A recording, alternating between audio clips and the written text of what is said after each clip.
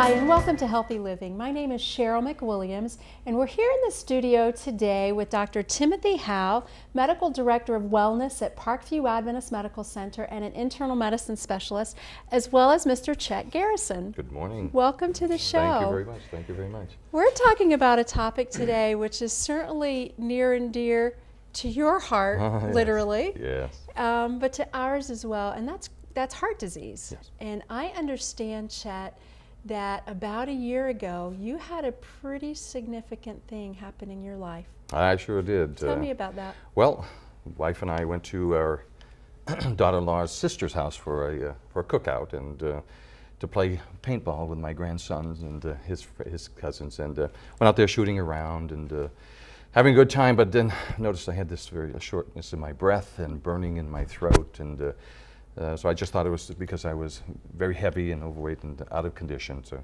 went in, had some hamburgers and cheeseburgers and hot dogs and whatever. Went home, and about 9 o'clock that evening, my wife decided that she had to go down to Walmart. And so she left, and about 5 minutes after she left, I got this very sharp stabbing pain in my back, like somebody was putting a knife in my back. And took my breath away, and I thought, oh my goodness. Of course, what went through my heart was heart attack, but it couldn't have, because there was nothing in my chest, nothing in my arms, and I knew basically those symptoms. What ended up is about 5 minutes later it went away. And so when she came home later on, I was sitting in the chair, and she said, "What's wrong?" And I said, "You know, if I didn't know better, I would have thought I had a heart attack, but it couldn't have been because it was in my back and not in my chest." But I had tears in my eyes, and I was a little afraid. She said, "Do you want to go to the emergency room?" And I said, "No, I think you know, because I got acid indigestion, my throat was burning." Kind of left it alone at that, and then that very next morning, ended up having flu symptoms. I had diarrhea and vomiting and chills, and I said, "Oh, that's what it is. I've got the flu." And so, like so many people, didn't go to the hospital.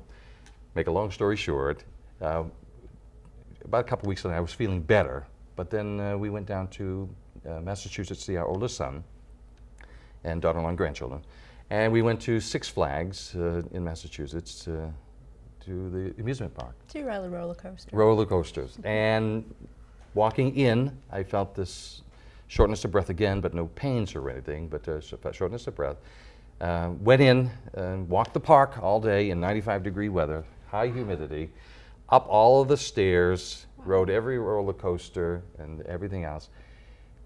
No chest pains or anything, but felt kind of weak, whatever. Went back, and then they made me promise I would go to the doctors when I got back to Maine. Your family? So, my family, my oldest son, and but basically my granddaughters, who say, "Grandpa, you've got to go." So I went, and come to find out that I ended up having had a heart attack and did not know it. And really don't know why, other than I think God was watching over me, that I did not just die. Something should have happened, but it didn't. But so I'm here. We're glad you're here. Yeah, and I'm glad I'm here. Not only did he have a heart attack, and it was actually not a big heart attack, it was a small one. But when Chet came into the office, we found he had ongoing symptoms. This was last August. He had chest discomfort, shortness of breath, he'd sweat easily. And when we did the studies, we found he had a very large area of his heart that was at risk for dying. That's what a heart attack is. In fact, the whole front wall of his heart was at risk. The bottom part had essentially stopped working, and it is miraculous that he made it through the Six Flags experience. He certainly didn't have much further to go that way before he had lost, if not a huge part of his heart, perhaps his life as well. Wow. That make you sit up and take notice? It made me take real notice. It certainly did.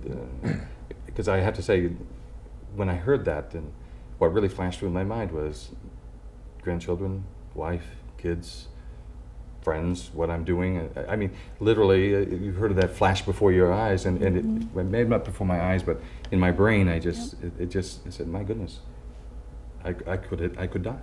Wow. I never thought about it, but at that time I thought I could die, and I didn't want that to happen.